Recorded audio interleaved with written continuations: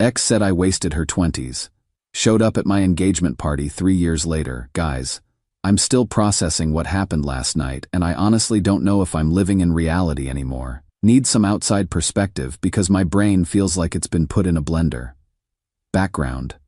I'm 31M, data analyst at Bridgestone Analytics here in Nashville. 3 years ago, I was living in Bloomington, Indiana with my college girlfriend Savannah, 29F, for 7 years.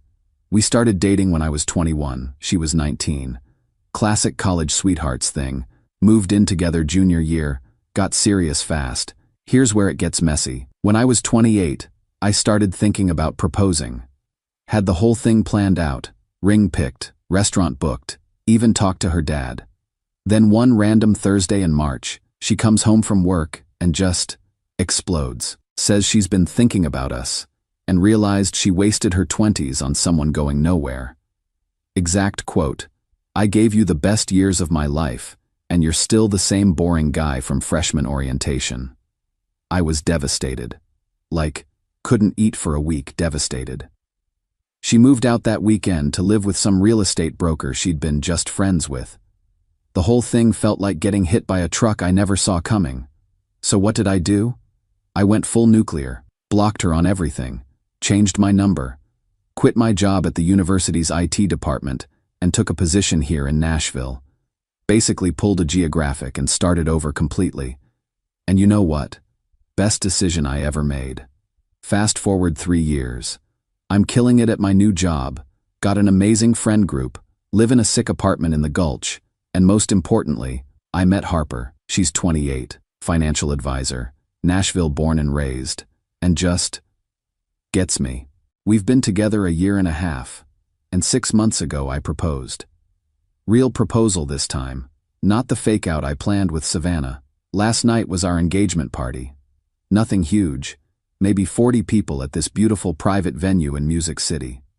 My parents flew down from Indiana, Harper's whole family was there, our combined friend groups. Everything was perfect. Open bar, killer Nashville skyline view, everyone having an amazing time. Then around 9 p.m., I'm talking to my buddy Shane by the bar when Harper comes up looking confused. "Babe, there's someone at the door saying she knows you?" Security's handling it, but she's pretty insistent. My stomach drops. I walk over and through the glass doors, I see her. Savannah. Standing in the parking lot in a dress that probably cost more than my monthly car payment, crying and arguing with the venue security guard. I step outside and she immediately starts with, "Colt, please, I just need to talk to you for 5 minutes. I made the biggest mistake of my life, and I can't let you do this without knowing how I feel." Guys, what do you even say to that? The woman who called me a waste of her 20s is standing at my engagement party begging for attention. I told her she needed to leave immediately. She starts sobbing harder, saying she's been thinking about me every day, and how she panicked about commitment, but always knew we were meant to be. Then she has the audacity to ask if she can meet Harper and explain things woman to woman. The security guard was incredible though. Wyatt, I think his name was. Told her she had 2 minutes to get to her car before he called Metro PD for trespassing. She kept crying and saying she drove 5 hours from Bloomington just to save me from making a mistake. I walked back inside, told Harper what happened, and we decided to just pretend it never occurred. The party was too good to let some drama ruin it. But I keep thinking, who does that? Who shows up uninvited to someone's engagement party after saying they wasted your life? The crazy part is, I feel nothing. Like, 3 years ago this would have destroyed me. I would have spent weeks analyzing what she meant, wondering if I should give her another chance. Now I just feel sorry for her. Harper handled it like a champ too. She was more annoyed about the security breach than anything else. How did she even know where we were having this? Good question. So Reddit, am I crazy for thinking this is completely unhinged behavior? Or is there something I'm missing here? Part of me wants to just block it out, but another part is wondering if she's going to keep escalating things. Also, should I be worried about Harper? She's trying to play it cool, but I can tell she's bothered by the whole thing. Update 1. The plot has thickened considerably, and I'm honestly kind of freaked out now. So after my engagement party crashed by my ex Savannah, Harper and I figured it was just a one-off crazy moment. Embarrassing, but over. We were wrong. Tuesday morning, Harper gets a call from Wyatt, the venue security manager who handled the situation. Apparently, their policy is to follow up on any incident reports, and he had some information he thought we should know. Turns out, Savannah didn't just happen to find our party. She called the venue multiple times over the past 3 weeks. At first, she posed as Harper's cousin asking about the Sinclair engagement party to confirm the date and location. When they wouldn't give details to a cousin, she tried calling back as a family friend, then as someone from my side trying to coordinate travel. But here's the really messed up part. Wyatt pulled the security footage from the past month. She drove by the venue 4 different times in the weeks leading up to our party. 4 times. That's not coincidence or panic. That's planning. Harper is now officially pissed. Not just annoyed, angry. She spent yesterday morning on the phone with her lawyer asking about restraining orders and harassment laws in Tennessee. Apparently, the fact that Savannah had to drive across state lines to stalk us makes it a potential federal issue. We also figured out how she knew about the engagement in the first place. Remember my buddy Deacon from IU? We've stayed in touch over the years, and he's still in Bloomington. Apparently, he mentioned my engagement on his Instagram story a few weeks ago. Just a quick congrats to my boy Colt type thing with a photo of my ring post. Savannah must have seen it through mutual friends. The more I think about it, the more it creeps me out. She took time off work to plan this. She booked a hotel room at Opryland. We found out because she tried to use it to convince venue staff she was in town for our wedding. She spent money on that dress, gas, the hotel. This wasn't a spontaneous emotional decision. This was a calculated attempt to blow up my life. But here's what really gets me. 3 years ago, this woman told me I was boring and wasted her youth. She moved in with another guy literally that same week. Now she's spending her vacation days and money to sabotage my happiness. The cognitive dissonance is insane. Shane, my buddy from the party, had an interesting perspective. He said maybe the reason she's so obsessed is because I won the breakup. I moved to a bigger city, got a better job, found someone amazing, and clearly leveled up my entire life. Meanwhile, she's stuck in the same college town doing the same real estate job, probably watching everyone else's success through social media. Harper made a good point too. If she really thought you were boring and a waste of time, why is she fighting so hard to get you back? Kind of proves that her whole "wasted my 20s" speech was just panic about commitment, not actual truth. We've decided to document everything. Screenshots of any attempts to contact us, copies of the venue's incident report. Even Harper's lawyer suggested keeping a record of any financial costs this causes us, like if we have to hire security for our actual wedding.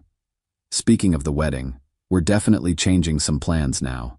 Originally wanted something intimate and local, but now we're thinking we need better security and maybe a location that's harder for uninvited guests to crash. The weird part is, I still don't feel angry at Savannah. Just sad. Like, this is what her life has become. 3 years to think about what happened, and instead of working on herself or finding happiness elsewhere, she's been apparently obsessing over the boring guy she dumped. Harper's been amazing through all this. She keeps joking that she must be pretty great if someone's willing to drive 5 hours and commit light felonies to try to steal her man. But I can tell she's genuinely worried about escalation. Should we be concerned about her showing up at the actual wedding? Harper's family is from here, so it's not like Savannah could easily infiltrate through fake cousin claims again. But I'm starting to wonder what else she might try. Also, for those asking in the comments, yes, I'm sure I made the right choice moving to Nashville. Even without Harper in the picture, my life here is objectively better in every way. Better job, better friends, better opportunities, better city. Sometimes the trash takes itself out, and you realize later it was the best thing that ever happened to you. Update 2. Reddit. I owe you guys an update because the information I've learned over the past 2 weeks has completely changed how I understand my entire relationship with Savannah. So remember my buddy Deacon from IU who inadvertently alerted Savannah to my engagement through his Instagram? Well, after feeling guilty about the whole thing, he decided to do some detective work on my behalf. And what he found out is, honestly kind of heartbreaking, but also validates every decision I've made. Deacon still hangs out with a lot of our old college crowd, including some people who stayed close with Savannah after our breakup. Apparently, after a few drinks last weekend, One of her friends spilled the entire story of what happened in March 2022. Here's the real timeline. Savannah didn't leave me for that real estate broker she was just friends with. She left me because she was having what can only be described as a quarter-life crisis panic attack. She'd been scrolling through Instagram, seeing all these influencer couples traveling to Dubai and buying houses at 25, and convinced herself she was settling for a boring life in Indiana with a boring guy, me. The real estate broker was her backup plan, not her true love. She thought he represented excitement and financial success. Except here's the kicker, he dumped her 3 weeks later. 3 weeks. Apparently told her she was too intense, and obviously not over her ex. So by April 2022, 1 month after calling me a waste of her 20s, she was single, regretful, and too proud to reach out. Her friend said she spent that entire summer waiting for Colt to fight for her, and was shocked when I went full no contact instead. But it gets worse. When I moved to Nashville in July 2022, Savannah apparently had a complete meltdown, started calling it abandonment, and telling people I was punishing her for being honest about her feelings. She genuinely expected me to stick around Bloomington waiting for her to figure out what she wanted. Deacon said she's been monitoring my life through mutual connections ever since. Not just the obvious social media stuff. She's been asking people about my job, my apartment, whether I was dating anyone. When Harper and I got engaged, multiple people told him she spent the weekend crying and saying it should have been her. Here's the part that really got to me. Her real estate career has been a disaster. She's still working for the same small firm in Bloomington, barely making enough to cover her rent. The exciting, successful life she thought she was missing out on never materialized. Meanwhile, I'm thriving in Nashville, making almost double what I was at IU, with actual growth opportunities and a future. Deacon also mentioned that she's been through a series of short relationships since 2022, but apparently sabotages them all by comparing everyone to Colt. One guy lasted 6 months before he told her friends he felt like he was competing with a ghost. The most telling detail, she still has photos of us on her phone. Not posted anywhere, but saved in an album called What If. Harper nearly choked on her wine when I told her that one. Look, I know some of you might think this information should make me feel sorry for her or reconsider how I've handled things. But honestly, it just confirms that I made the right choice. She didn't leave me because I was actually boring or because we were incompatible. She left because she had FOMO and thought she could do better. Then when reality hit, instead of learning from the experience and moving forward, she spent 3 years obsessing over the life she threw away. Harper's perspective has been really helpful here. She pointed out that someone who truly loved me wouldn't have been so willing to throw away 7 years over social media-induced anxiety, and someone who respected me wouldn't have expected me to wait around after being told I was a waste of time. The engagement party crash makes so much more sense now, too. It wasn't about love or realizing she made a mistake. It was about panic that her backup plan, me eventually coming back, was permanently off the table. We're still moving forward with extra security for the wedding. Harper's lawyer confirmed that while Savannah's behavior is concerning, it doesn't quite meet the threshold for a restraining order in Tennessee, unless she makes more direct threats or attempts contact. But here's the thing that makes me feel most at peace. I genuinely hope she finds happiness. Not with me, obviously, but in general. 3 years of regret and obsession sounds exhausting. I hope she eventually gets therapy, learns from this experience, and finds someone who actually appreciates her without her having to chase them across state lines. As for me and Harper, we're better than ever. If anything, this whole situation has shown us how solid our foundation is. We communicate openly, we support each other through weird situations, and we're building something real instead of just trying to recreate what we think we should want. Wedding planning is going great, by the way. We found an amazing venue at Cheekwood Gardens that has excellent security and requires guest list verification. Spring ceremony, small but meaningful. Everything Savannah's dramatic gesture was not. Final update. Hey Reddit. I know it's been a while, but I wanted to close out this saga properly since so many of you have been following along. First, the good news. Harper and I got married 2 weeks ago at Cheekwood Gardens, and it was absolutely perfect. Beautiful weather, amazing venue, all our favorite people, and zero drama. The extra security we hired barely had anything to do except direct guests to the bathroom. But of course, Savannah couldn't let it end quietly. About a week before the wedding, a package arrived at my apartment. Expensive wrapping, professional delivery, addressed to Mr. and Mrs. Mercer. Harper's keeping her name, by the way, but whatever. Inside was a ridiculously expensive crystal vase, like 300 plus Williams Sonoma type stuff, and a handwritten note. The note, Jesus. 2 full pages of cursive about how she'll always love me and hopes I find happiness even if it's not with her. Talked about how our connection was real, and she's grateful for the beautiful years we shared. Ended with some bullshit about, if Harper makes you happy, then I'm happy too, and signed with endless love, S.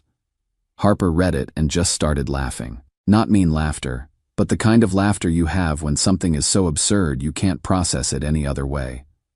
She really thought she could wedding gift her way back into your life. We talked about it and decided the healthiest response was to donate the vase to the Nashville Domestic Violence Program, along with a monetary donation in honor of learning to recognize manipulative behavior. Petty, maybe, but also felt like turning something negative into actual good. The wedding itself was incredible, though. My parents absolutely loved Harper. Her family made me feel like I'd been part of their clan for years, and our Nashville friends threw an after-party that lasted until 3 a.m. Deacon came down from Indiana and spent the whole weekend apologizing for enabling the stalker. But honestly, he's been amazing throughout this whole thing. Career-wise, things keep getting better. I got promoted to senior data analyst last month with a significant raise, and Harper's financial advisory practice is expanding so fast, she's hiring another associate. We're looking at houses in Green Hills and planning a honeymoon to Croatia next spring. The contrast is pretty stark when I think about where I was 3 years ago. Broken up, devastated, living in a college town with no real career prospects, convinced I'd never find someone who understood me. Now I'm married to my best friend, thriving professionally in a city I love, with an amazing social circle and unlimited possibilities ahead. Someone in my first post asked if I felt like I won the breakup. Honestly, there's no winning or losing here. Savannah made a choice that felt right for her at the time, and I made different choices that worked out better for me. The only difference is I spent 3 years building something new instead of 3 years regretting something old. I do genuinely hope she finds peace, though. Not with me, obviously, but in general. Carrying that much regret and obsession for that long must be exhausting. Maybe the wedding gift was her way of trying to let go. If so, good for her.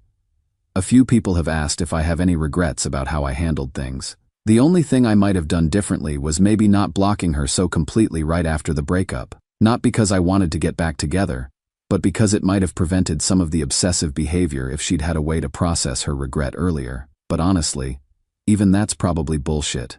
Someone who shows up at your engagement party after 3 years of no contact wasn't looking for closure.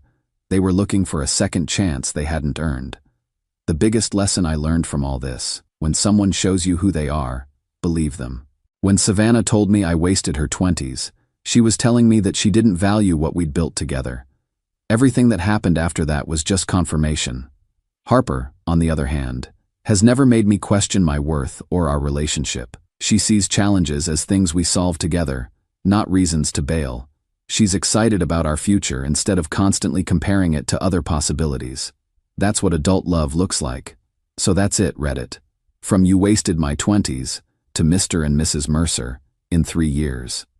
Sometimes the best response to being called a waste of time is proving them right by thriving without them. Thanks to everyone who offered advice, support, and perspective throughout this journey. This community helped me process some really confusing emotions and stay focused on what actually mattered.